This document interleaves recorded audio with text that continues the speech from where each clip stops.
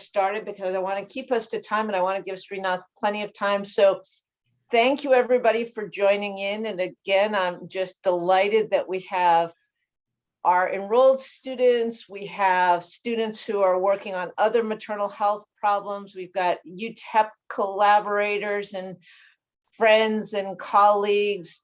We've got former IOE students. And so we've got a fantastic audience. I'm going to be looking for lots of excellent questions. And I'm going to keep getting distracted as Stephanie and I are admitting people. But I want to welcome everybody to our last seminar before the Thanksgiving break. And we're delighted to welcome Dr. Sreenath Chalil Madathil. You're going to have to say it so I get it right. Yes. Madathil. Thank you. I will keep trying until I get it right.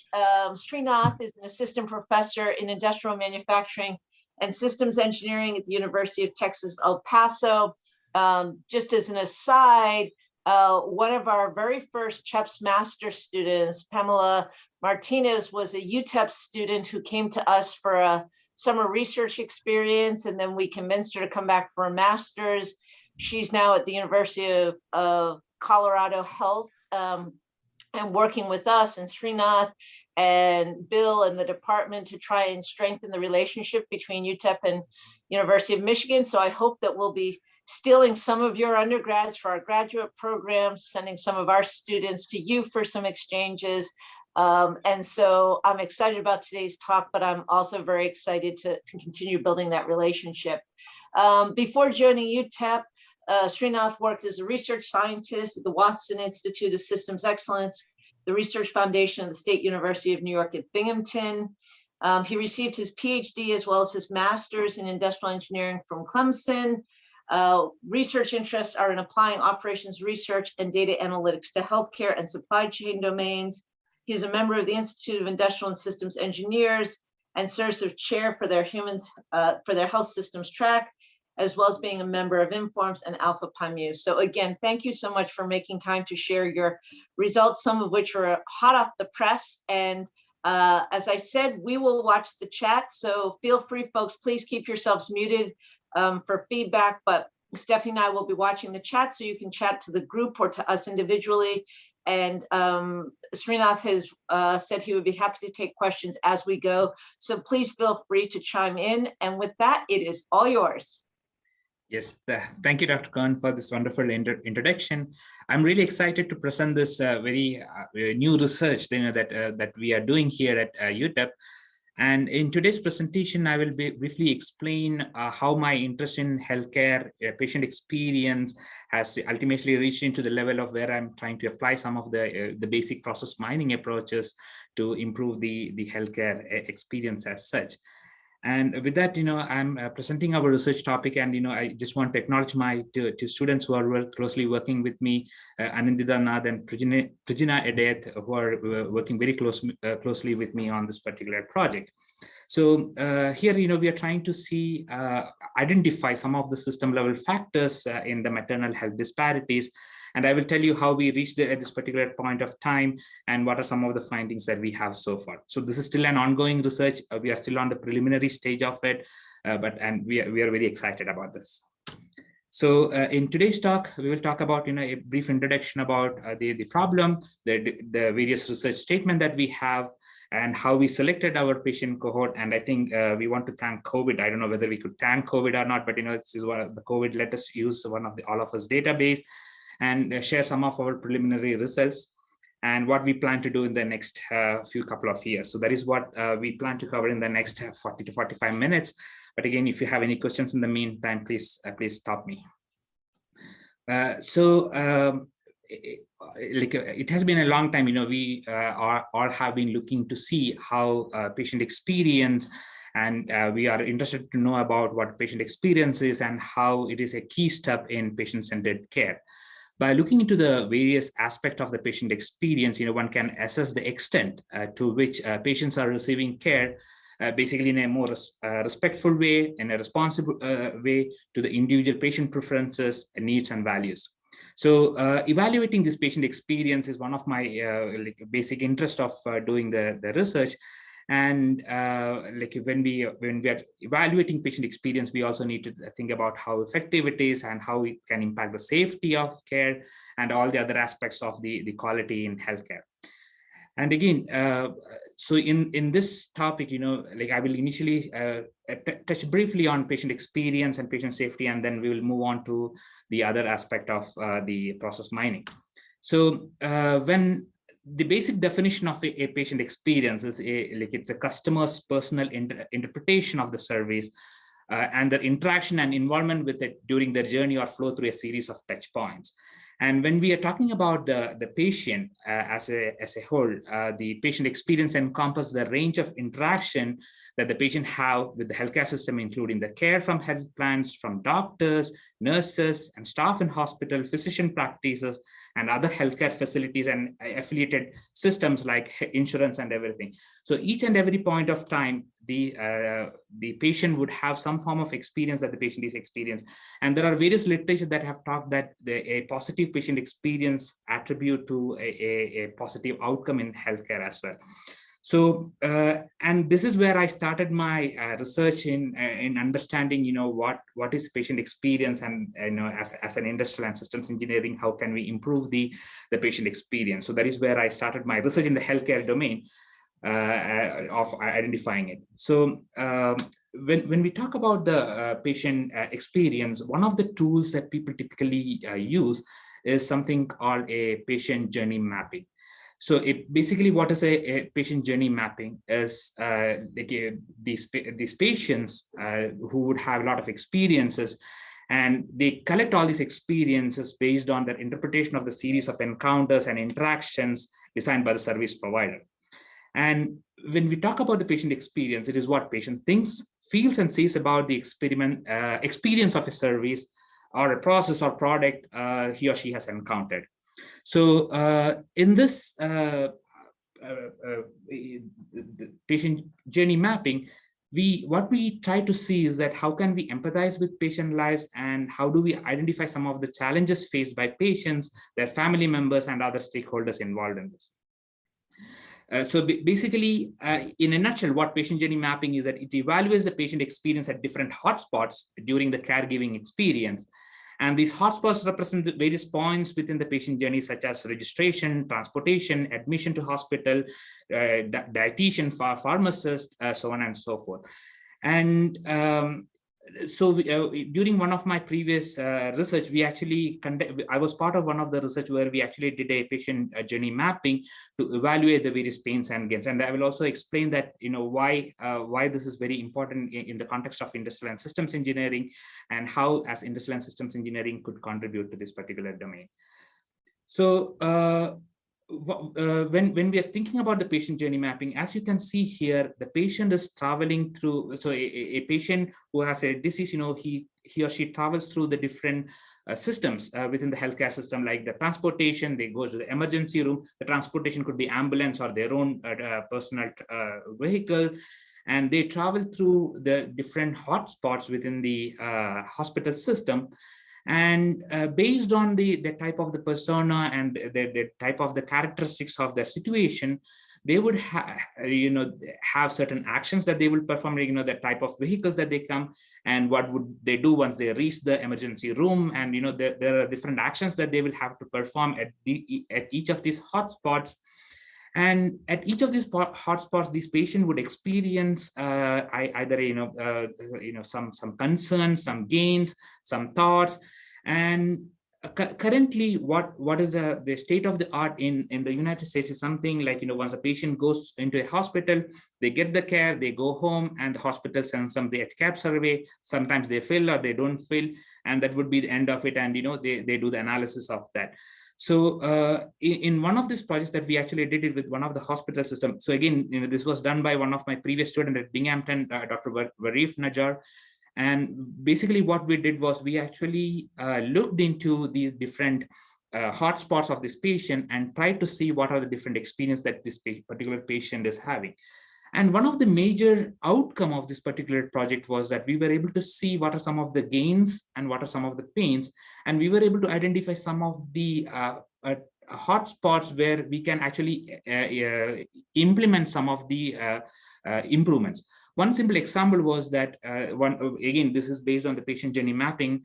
We got an feedback from the patient telling that the dietitian came to my room, but I had diabetes. But the dietitian gave me food rich with carbohydrate and sugar. So that was one of the feedback, that they were not able to capture it using any of the systems anywhere in this world. And these small such examples would definitely help in providing a better care. So that is what the patient journey mapping is all about, whereby we can map the different activities or the actions performed by a patient while they interact with the health systems. And the patient journey mapping, or PJM, they have been a measuring tool to measure the patient experience. And from our research, what we identified was that the major of the studies that uses this patient journey mapping happens in Europe and Australia, with very few research that is happening in the United States. And when we, as the healthcare as a whole in US, is considering about the patient-centered care, which is again one of the essential domain of quality care, enhancing patient experiences, there are a lot this particular patient journey mapping tool can offer. And hospital can basically introduce process improvement protocols that can prioritize patient experience in addition to cost and efficiency and everything like that. So one of the things that we identified, so when we conduct this real world experiment here, what we found was that this particular patient journey mapping definitely helps in understanding the pains and gains. And this patient journey mapping, it can be adaptable to the various the needs of the patients or the type of the patients that we have, and it is much more accessible. And again, all these advantages, comes with a lot of challenges as well. So one such challenges that we faced, when we were doing this particular patient journey mapping, was that we need more than one person to conduct the study. So the study protocol was that we would have some form of semi-structured interviews that we would ask the patient to at these different hotspots, and we would collect, or we would use a tape recorder, to collect all this information. And so we need more than one person to conduct this study. And one of the major thing that we needed was a person who have a clinical knowledge on how to engage with the patients. So based on the type of the patient, we need somebody who's an expertise in talking with this particular patient. And if we are asking some relevant questions, so like as industrial and systems engineer, we may not know many things about the patient condition. So when we were conducting this experiment, there was a nurse who were really helping us in conducting, whether this question makes sense or not. And most of the time we were using the audio recording, and there was a lot of time that we spent on converting this audio recordings into the text, and doing a lot of analysis to that. And the two main things that popped my attention, when we were conducting this particular patient journey mapping exercise, was it was very time consuming and it was very resource intensive. And just to show how time consuming it was, we conducted this patient journey mapping for over 6 to 8 months duration. And we got only 20 patients who were ready to participate in this particular event. And the number of participants were very less. But again, if you look into the outcome of that particular exercise, even though the number of patients are too less, we were able to get a lot of insights about some of the inefficiencies that were happening in the system. And that led me to think about, so this is one of the things that, we as industrial and systems engineers could do a little bit more on, how to make sure that, it is less time consuming, and make as much less resource as possible to get a lot of information about a hospital system. And that is where I started to explore more about what is this patient journey mapping, and what are some of the different ways that people would do to collect this patient experience. And with that, I just want to start with the basic research question that we are trying to address. So the first thing that we are trying to see is that, can we improve this measuring of this patient experience using the patient journey mapping? And as a sub task of that, we try to see what is the current state of that, which is the CHEPS survey that captures the patient satisfaction level, and whether is that sufficient enough to capture all the episodes that is happening.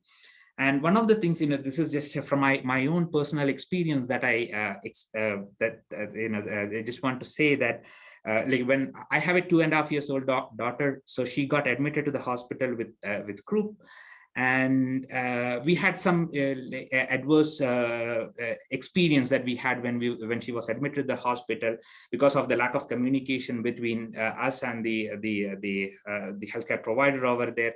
And we went through a little bit, a stressful period. So she was admitted to for almost 4 days in the hospital, and the experience that we as a parents and my daughter went through with that healthcare facility was I mean, it was inexplainable. But again, the only thing that we got was that after we got home, after I think maybe 2 or 3 weeks after we got home, we got a document with a survey question telling that are you happy, is there any comments, and that's it. So by the time we forgot some of the incidents that actually happened, but we only remember the bad incidents that we had. But we also had some really good experiences as well, but that can be modeled as a which I think can be modeled as a benchmark for other departments if required. But again, that was that, so that is what the HCAP survey, according to my perception, my personal experience, that is what we experienced. And that was one of the other things that we are trying also in the meantime. And the second one that we are trying to see is that can process mining algorithms help healthcare team members identify opportunities to improve quality within clinical care pathways and enhance patient-centered care. So that is why, that is how, we started with the patient journey mapping, whereby the patient would travel through different instances or different hotspots within a healthcare system. They interact with those healthcare systems.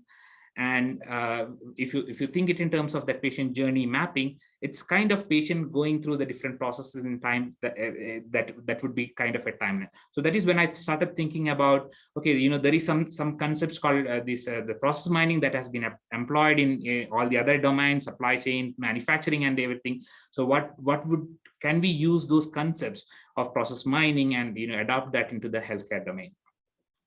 So with that, like again, we were looking for what is the correct application of that.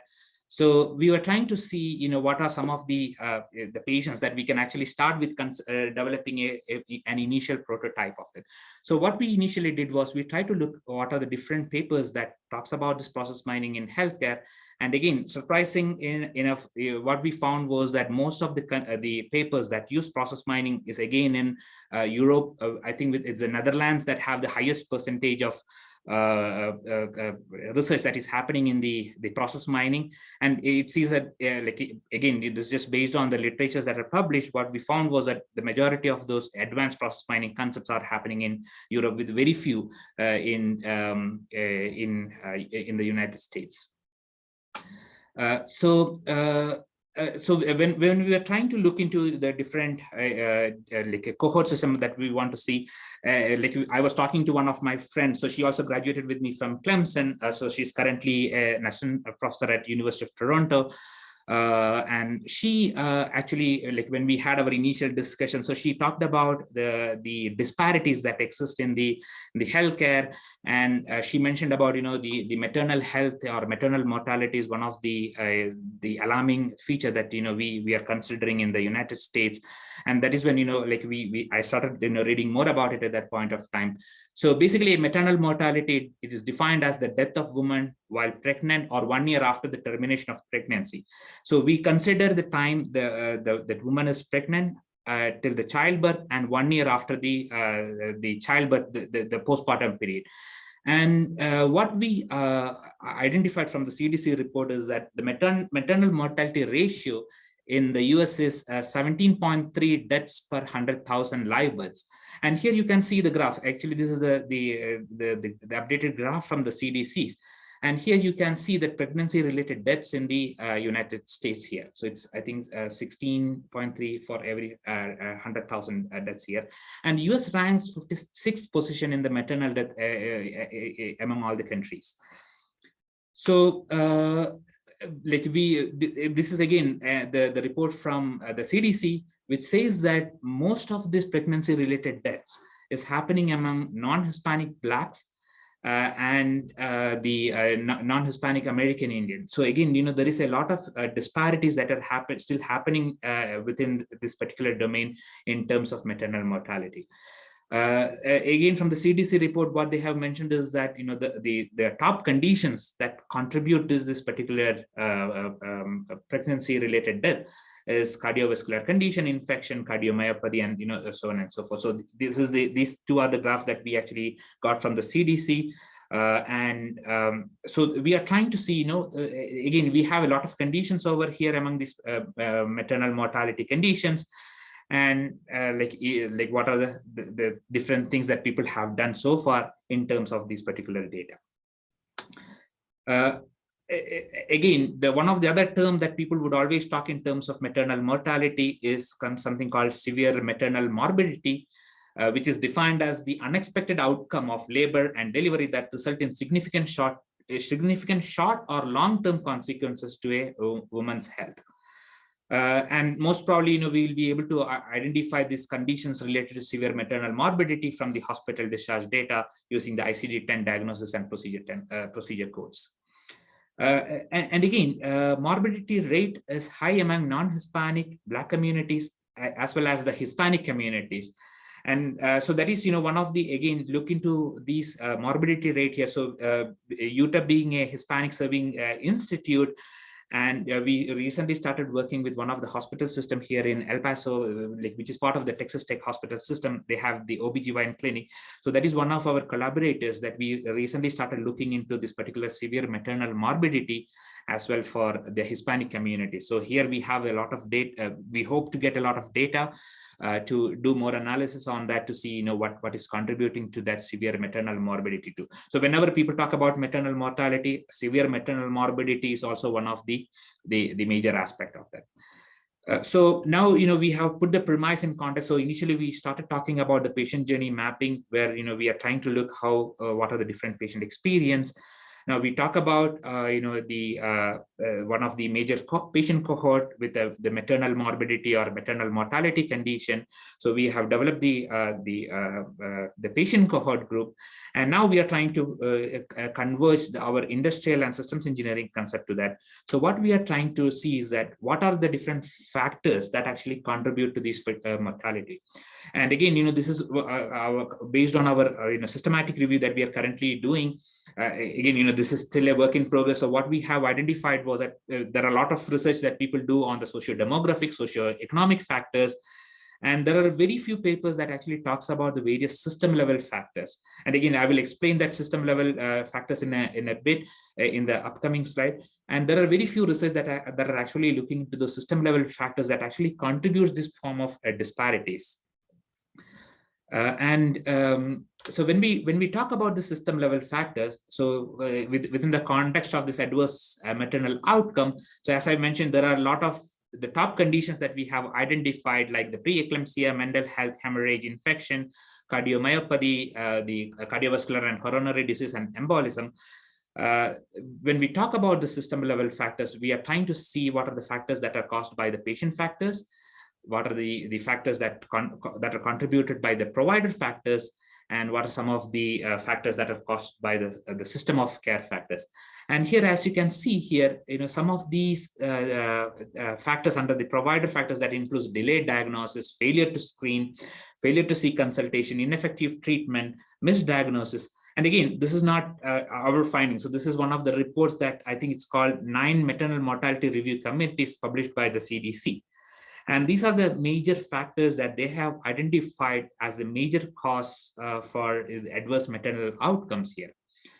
And so again, like when you see here under the system of care factors, you would be able to see the absence of policies and procedures, inadequate outreach support, inadequate personnel, inadequate training, lack of coordination between providers in patient management. So all these factors, that we see here are something that, as the ISC experts, we can at least contribute to something to reduce the impact of these factors here. And that is where, where we can combine this information of the process mining, like that is what we hope, we can use the techniques applied in the process mining can be employed here to identify these different hotspots. With that, again, one of the major challenges that we always face, when working with the healthcare is the access to the data. So before COVID-19, we started working with the hospital system, but when the COVID-19 hit, all this connection got stopped, and we were in a kind of a limbo.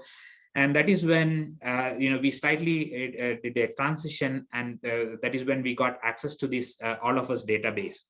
So this All of Us database is a research workbench that you can actually get anonymized data, but they are the real world data from the NIH. And here, what I'm showing here is one of the schema of the database that they actually use. And in here, you can see there are different information about the patient through the about their health. And All of Us data is developed based on something called the observational, I think OMOP common data model, or the observational medical outcome partnership data model, which is an open community data standard. And here you can see this particular, the data model, it follows something called an ODC standard vocabularies. And the ODC is a interdisciplinary collaborative to bring out the value of health data through large-scale analytics. And basically, what all of us did was have the information about several thousands of patients, and they collected all this information that are available for us to research. And this data is available. I think we have to request for the access, and UTEP is one of the partners that we have got access to that. And this is one of the data that we actually used. So here, in order to develop the concept of process mining, one of the key thing about this particular All of Us data is we cannot download any of this data from their server. It has to be run on their own server. And most of the time, what we did was, if we selected all the parameters here, the server would just stop running, or I think we have to purchase more processing capabilities. So in order to develop an initial concept of this particular model, we only chose the person information that includes their gender, race, date of birth, so on and so forth, the different types of visits that are happening there. What is the different conditions? The condition would be, the patient, the first pregnancy is identified, the like high blood pressure, or all those conditions that would be related to this pregnancy cohort. And the observations. So observations would be the type of questions that I think what All of Us did was, it is based on the survey responses. Like, for example, do you take alcohol? Do you do you have a substance abuse problem? Do you have Medicare insurance? So all these type of questions that includes a form of survey questions are what is considered in the observation. So we initially chose these three main tables of data. And try to see if it can help us in developing some model to that.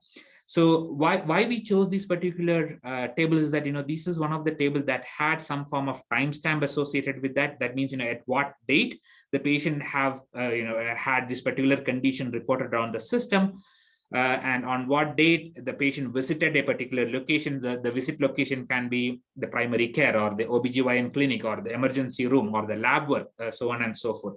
So so that is what we initially started with our data.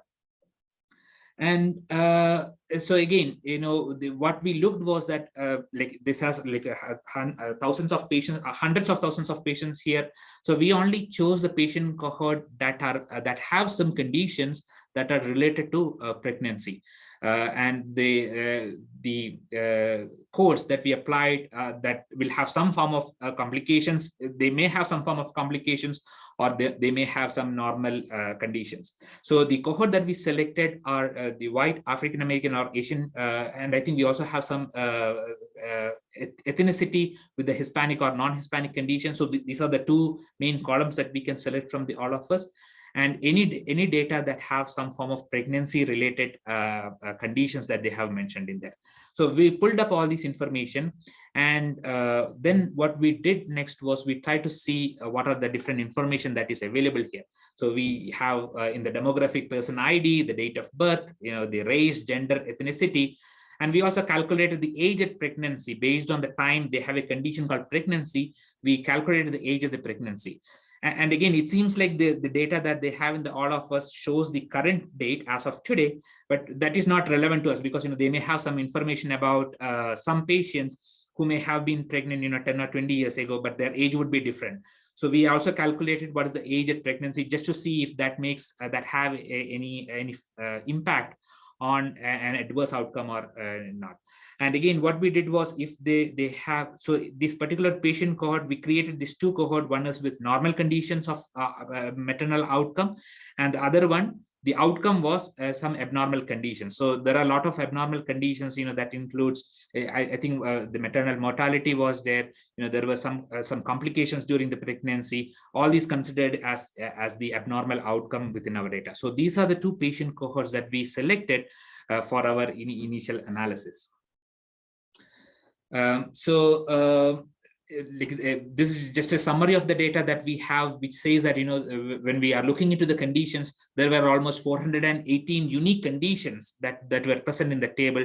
That includes abnormal umbilical cord, the contracted pelvis, the elderly gravida, that means the delivery at the older age, or first time pregnancy at the older age, and all these 418 conditions were there from the data points.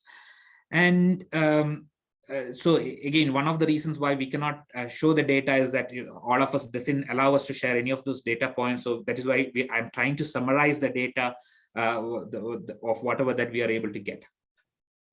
And again, as I mentioned before, in the survey table, these are some of the questions that they that they were having that are at least related to pregnancy, called 6 or more drinks occurrence, or for the patients, can they afford emergency care? So some of these responses would be yes or no, and some of the other questions would be a daily or the frequency of the alcohol drink in this example, and all the other observations that have some form of pregnancy, maternal or delivery information there. So, once we obtained all our patient cohort, basically, just like as any data scientist, what we did was to try to see what are the different, the basic like a descriptive diagnosis of this. Basically, what we see, what is the different race and ethnicity that we have in the model here. And again, this is the number of patients where we have a very few of them are normal, but most of them have some form of the abnormal conditions here.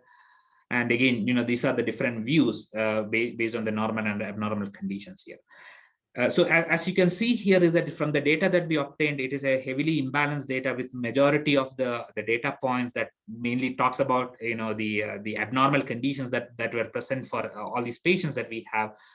So I think we had around 90,000 patients, 9,000 patients in the cohort, and each of those patients would have multiple conditions during the time of those pregnancy.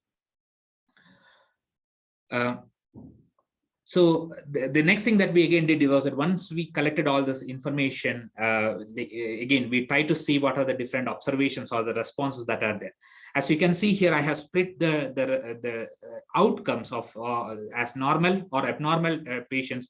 And here on the y-axis, we have those different observations and the responses combined. So for example, here, you can see that, are you covered by health insurance or some other kind of health? So that is this observation that we have.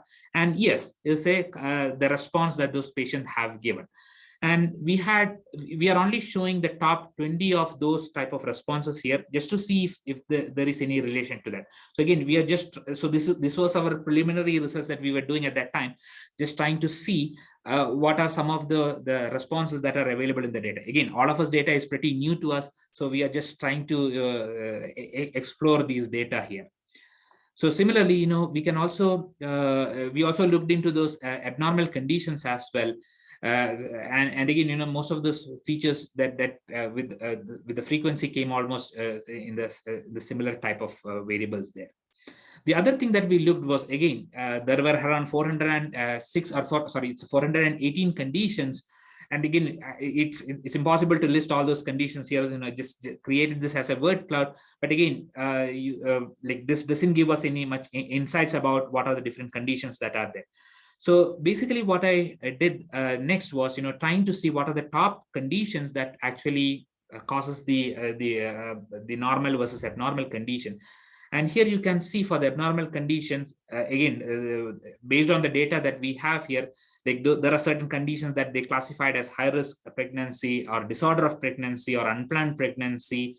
And I think, a few of those conditions that were popping up over here. So like, again, the deliveries by cesarean.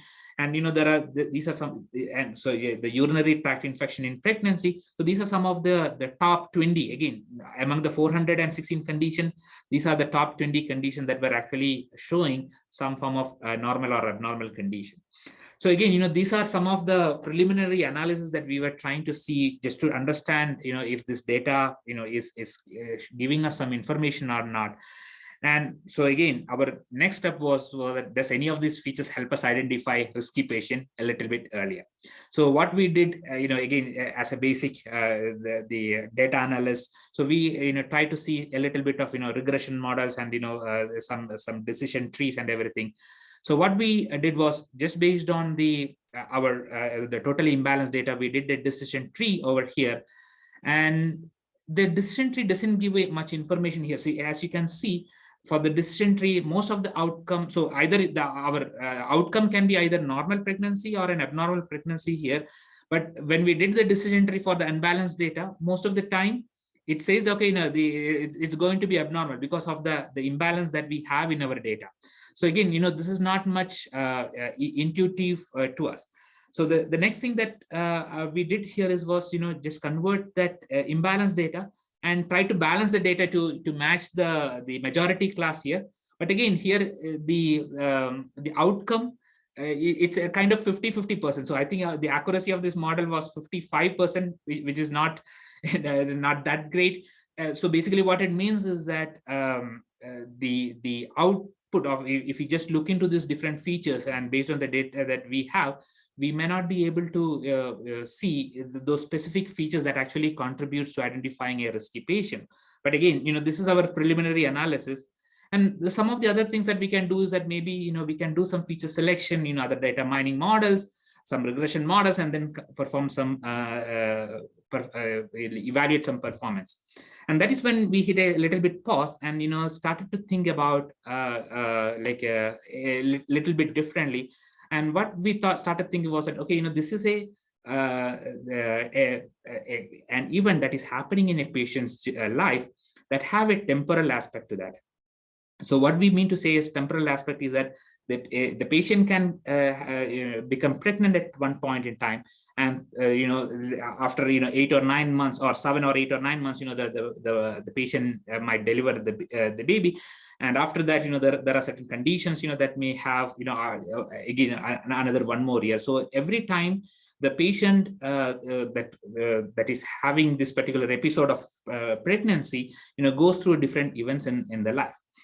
So, and again, so do all the other procedures that the patient is doing, the different drug exposures, different lab visits, different experience that the particular patient is going through have a temporal aspect to that. And that is when we started looking into see, okay, can we use a process mining approach to help? And again, based on the so this is when we were having a discussion. So one of the things that so this is a very, very simple example. So like on the day of delivery, I think the doctor they would ask whether you need an epidural or not. And so when we were having the baby, the doctor actually told us about the epidural at least 1 month in advance to see, okay, like on the day of delivery you have to make a decision whether to take epidural or not. So we went home, we did a little bit of research what epidural is, and we tried to see what are the pros and cons of it, and like we were much educated at that point of time. But again, this is the same kind of events that is happening. But for one of our friends, So what happened at that point of time was that the doctor didn't talk about the epidural, or she didn't know about what epidural is. And on the day of the delivery, when the labor, so the doctor asked, do you want epidural? And she's an engineer, so she doesn't have any idea of what epidural is. So she was totally confused. So we were actually discussing about this very small change in the protocol, or we can call that, or a variability in the system that is happening. And she was stressed because she doesn't know what epidural is, and she freaked out at that point of time. And we started looking into to see if there is any protocol about this particular epidural episode, whether they should be shared much earlier, or is it on the time of the day. And I tried a little bit search, and I was not able to find that. I talked to one of the OBGYNs here, and she told that typically they mention at least 1 or 2 weeks in advance, but it seems like there is no standard protocol to that. And so the underlying thing is that just a very simple process like this can actually change the patient experience. So instead of having the patient tensed on the day because the patient is already worried about the pregnant delivery on that day, if we are able to identify some smaller things that we can fix very easily, that can at least contribute something to a positive outcome. And that is what we are trying to address with this particular process mining. So with that, I'm just introducing to the concept, almost halfway through the presentation, what process mining is. So basically, a process mining is the extracting of knowledge. It's a process of extracting knowledge from data pertaining to event logs to discover, monitor, model, and optimize the underlying process. So basically, when we are extracting the information about the process, basically we are trying to see process mining evaluates the process based on the event data that can capture what is really happening within a timeline. So it doesn't necessarily mean that it should capture all the events that is happening, but it can capture what is really happening within a timeline. And with most of the hospital system, I think almost 99% of the hospital system would have some form of health information systems there. And as you can see here, so this is again one of the old paper from Rojas in 2016. As you can see here, for all the hospital system, they will have information that would be stored in some form of health information system there. And these events or these different data points might have some form of timelines associated with that. So basically what it means is this is the time that this patient got admitted. This is the time that the patient have given a medication. So all these informations are captured within this health information system. And when we can combine these particular event related data with the different events that are happening to that, we can employ these already established process mining steps there. So I will tell you how these two are related to each other. So when we initially started with the patient journey, and now we started with the process mapping, now we will see how these two can be related to each other. So when we discussed about the patient journey mapping, a patient's journey, if you think about it, has a set of events that are ordered in some form of sequential manner. And an event in the patient's journey would be like an observation or a visit type or a lab work or different conditions or different medications that are happening there. There will always be a timestamp that would be associated with that, which says the time that these particular events happened. And the patient would be interacting with various resources within the healthcare system. And these are our various hotspots that we call it in the patient journey mapping. And most of the time, this will also come up with a lot of other relevant data elements, such as, is it the first time pregnant, or is it there is primigravida or multigravida, or is it the second time pregnant, or is the patient have a history of preterm labor? So all those relevant information would be there, within the health information exchange. And this is how we can combine this patient journey mapping with the process mapping and try to see if there is any, if you are looking into the whole data and trying to see if there is any variability in the patient's journey that is impacting the adverse outcome versus the normal outcome. So that is the core idea of of this particular research that we are trying to address here.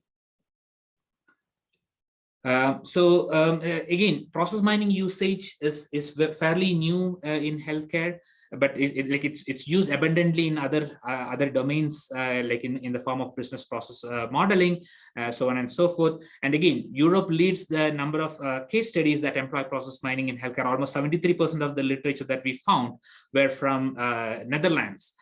And Netherlands, Belgium, and Germany. So these are the three the countries that actually employ a lot of process mining. And again, one of the reasons is that almost a majority of the researchers that are experts in this process mining are actually in the universities and research centers in these countries. And what we observed was that from this literature review, most of the time, this type of process mapping or process mining is employed in conditions like oncology, where again, the patient have a long journey through the healthcare process. So we were not able to find any other research that actually employs the maternal health patient. But again, that's the 2-year period time frame is still a long time frame. So that is what we try to employ in this particular research that we have here. So in the process mining, when we talk about the process mining, actually, there are 3 types of process mining. One is called a process discovery, whereby in the process discovery, what it basically does is that you have the event log. So event log is something that have an activity that is happening combined with the timestamp. And again, if you think about a data mining, yes, it is a kind of a data mining, but we are looking into the data that have an event combined with a timestamp associated with that. And what process discovery will do is that based on this event log that have the event and the time log, it would try to come up with a model that actually represent of what is happening or what can happen in the reality. So we are trying to discover a model without giving much information. We only have the event and the timestamp that is happening. And that information would help us in discovering what the model is or what the process is going. And that would be one of the insights that will help us in as industrial and systems engineering, maybe trying to see, okay, is there any way for improving the model? So that is what we talk about the third one, whereby we use the process mining for process enhancement. So based on the model that we discovered, maybe we can come up with maybe we have to enhance the model or repair the model or reorder the events that are happening in the system to make it more efficient. So one such example that I mentioned is that maybe when we do the process mining, if we are able to capture the information about the epidural procedure given, maybe we will be able to see there is some discord that is happening. Maybe some doctors are giving it on the day of the delivery, and some of them are giving it 1 or 2 weeks in earlier. And that the discovery is what we are trying to see if they have a relation with the normal outcome or abnormal outcome to that. And the third one, the second one is the process conformance. So where it says that, okay, this is the standard protocol that we follow, and we are trying to see based on the data that you have, is it following the standard protocol or that is already established there. Typically, in the industrial engineering world, we can use that as one of the ways of inputting that to the simulation models or discrete event models, if at all we want to use that. And basically there is a standard care pathway for the patient education. Is it being followed? So these are some of the process conformance that we can do. So again, how can we utilize this information? So it can be done based on the event data that we have, based on the timestamp that is following, and do a little bit of mining on this information. And that is what we hope that we can identify these main outcomes here.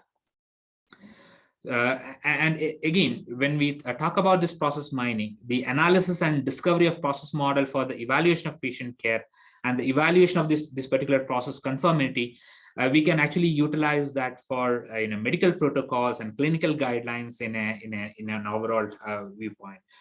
With that, we will explain, what we have done so far with the data that we collected from all of us. So again, this is the same data that we initially started with that.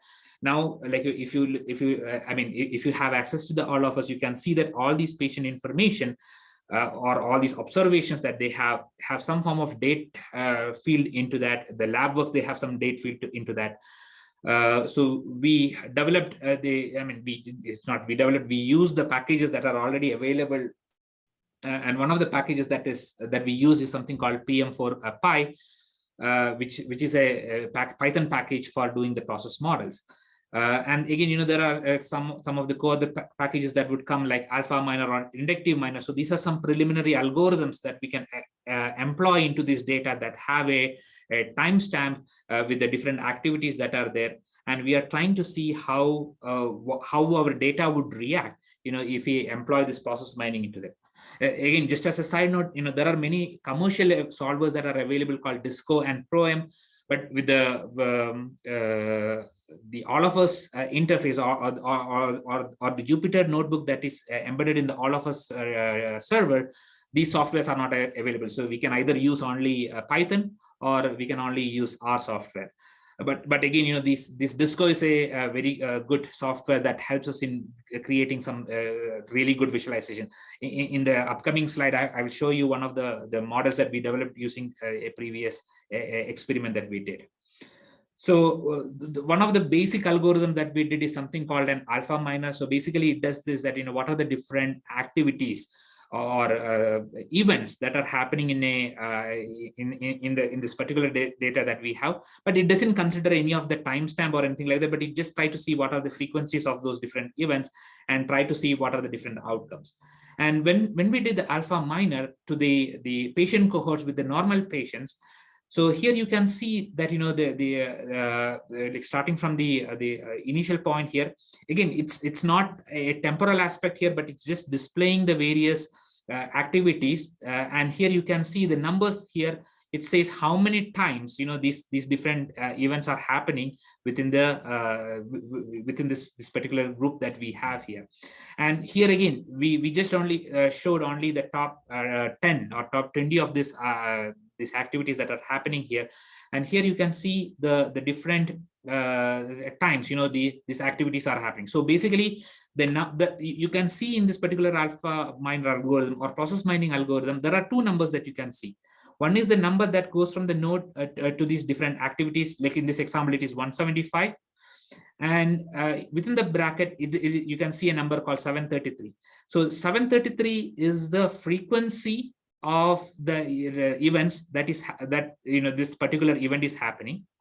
And this 170 is the frequency that the sequence of this job is happening. So basically what it says is starting from the first, it goes into this event over here. And after again this alpha miner, you will not be able to get much insights to that, but it will just show you the different events over here. And I will explain that in the next slide of what this event number means. So this is one representation of the process mining output that we can get. And here you can see the different conditions. So again, we are only looking into a portion of the patient's information, but just try to see if that can create some information that we can get. So the alpha miner creates an image like this. And we converted that alpha miner algorithm into something called a Petri net, that we are all familiar with. So here you can see that so again this number again still means the frequency or the frequency that particular sequence is happening. So one example that we can say here is that, for example, from here the suspected fetal abnormality. And after that, it goes into, I think from here, it goes into the outcome. So in this example, it goes into the outcome here is 23 times. So for some patients, if they are classified as high-risk patients, so here we can see that, again, only 115 of them happens to, continue to mark as an event with a high risk frequency here. So again, as I mentioned, right, this is some preliminary information with a part of the data. We did not use any of the full database the data that is available in the database for this particular cohort, just to see if that makes sense. And again, as Dr. Cohen mentioned, this still just still out of the oven, and we just finished it in last night, and we're still trying to interpret what this actually means here. But again, when we are like, what we hope is that once we do these kind of activities, we'll be able to get more insights about the different conditions and different laboratory works and all these events that are happening. And like if we apply the simpler concepts, it would look a lot messy. So for example, again, with the same data, we applied the alpha minor to the abnormal cohort, and it would look absolutely messy here. And that is expected, right? Because the alpha minor, it's not an efficient algorithm here. And again, this is the PetriNet view of it. It doesn't make any sense, or it doesn't give us any insights as of now yet. But what we hope is that once we have this particular information, there are many advanced process mining algorithms that we can convert those kind of complex algorithms into something that we can see here right now. So as you can see here, in this particular model that, so this is one of the projects that we did with like my other student at Binghamton, Farooq Halawa. So he's working at Amazon now. So this was his doctoral dissertation. So here what we looked into the ways that patients are traveling within a healthcare facility, and we were able to try to identify what are the significant paths that the patients are taking in the hospital system. And we were able to use that particular information while designing the healthcare layout. So again, we were able to capture the timestamp information about these different patients that are going through the different points within the healthcare system. But again, it was a very, very messy diagram. So it looks like a typical spaghetti diagram.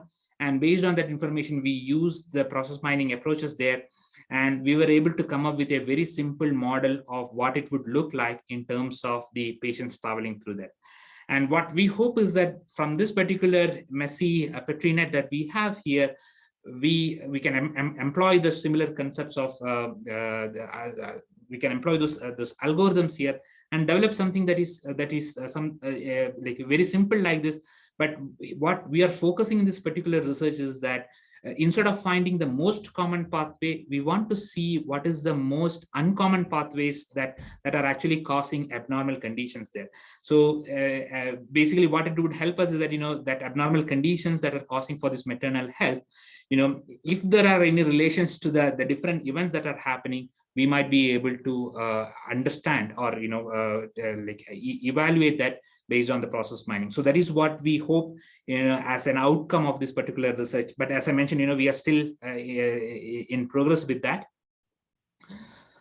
So as a next step, what we plan to do is that, employ this different process mining algorithms and try to, decipher this messy model that we have obtained last night. And if that makes any sense. But again, we are also looking to see to see if there is any other a better way of doing it. We are always open to more suggestions. And again, in the previous model that I showed, what we employed was something called a probabilistic deterministic finite automata algorithm. Basically what it does is that it gives a probability to those different sequences of events that can happen, and based on that you can compress this complex messy diagram into something that is much more understandable. And that is what we plan to implement it in the next stage. As I mentioned, we recently again started as the COVID people are getting more and more vaccines. We are going out and we wanted to continue our collaboration with the Texas Tech Trans Mountain here, and we have been talking with the OBGYN department there and trying to see if this particular concept of getting the real world data and interacting with the patients can really help us in connecting the dots of this patient's journey and utilize that for a better patient experience. So we are also trying to see how we can combine this particular patient journey mapping aspect of it with the electronic health information that we can get from the hospital and combine that to create a more comprehensive process mining approaches. So that is where we are right now in terms of the research. But what we hope is that hopefully by next year we would have some really outstanding results. That is what we hope. But again, yeah, we just want to thank all of us for saving us when we are stuck at home. But if you have any questions, please let us know. Or if you have any comments or anything that we can do to improve, we are very happy to try that out. Thank you so much, Sreenath. So I know everyone's muted, which I always find depressing at the end of a talk that we can't all clap. So you can all put your little emojis on.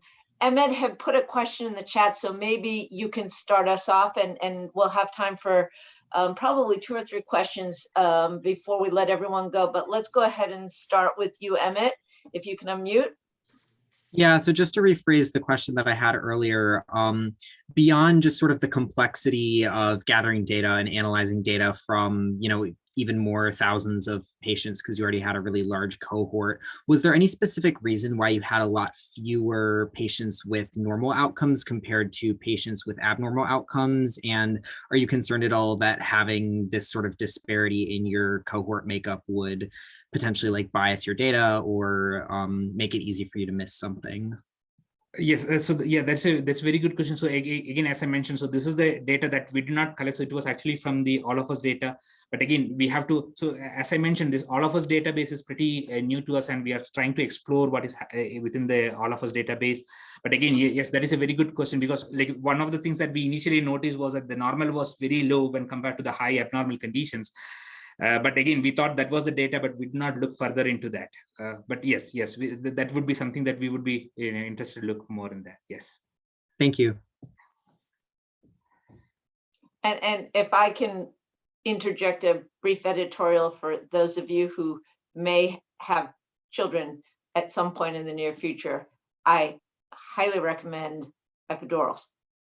And I'll just leave it at that. But Sreenath, I thought it was absolutely fascinating to think about this issue of when does education occur and how do patients process that information, and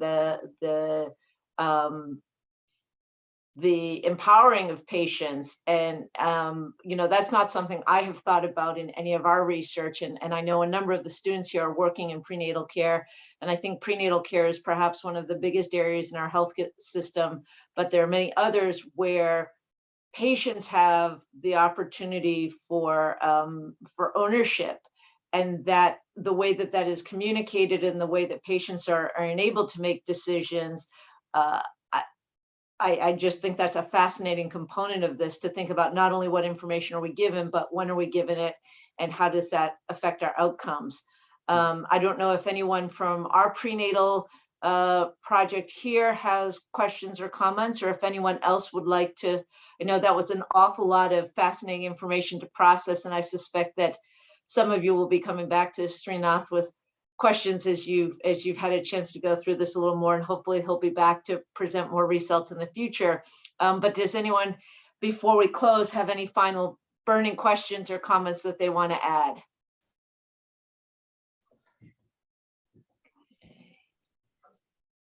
Well, I want to again thanks. Yeah, Dr. Cohen, this is Bill. Hi, Bill. What have you got? How are you? Good. Yeah, good to see you again. I'm sorry, my office is pretty messy right now. It looks like mine. Yep. Yeah. Actually, yeah. Thanks for the the invitation to the Dr. Chalil. I believe he did excellent work, and then and also the thanks for the opportunities. And then in fact, I notified my boss, Dean Nava.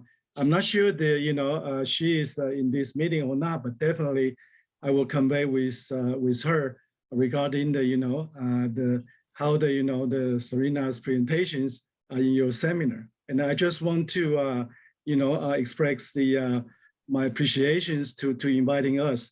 In fact, in our department, in fact, we do quite a few of the students they are very interested in to pursue a career in the healthcare engineering. And then I hope that this is just kind of the starting point. I'd also like to take this opportunity to let you know that I apologize. Last time that there's opportunity to visit the University of Michigan and Ann Arbor, but the university do have some restriction for the travel. So that's the reason, we are not able to do that. But definitely, you are welcome with Pamela to visit us, hopefully for next semester or next year. So perfect. Thank you very much. And thank you to everyone for participating. And I hope that you all have a healthy and relaxing Thanksgiving. Test before you go, test after you get back, wear your masks, wash your hands, be healthy so that you can be ready for our next seminar next week. Thank you very much, everybody. Yeah, thank you. Thank you again, Sreenath. Thank you, Dr. Thank you. Yeah, bye-bye.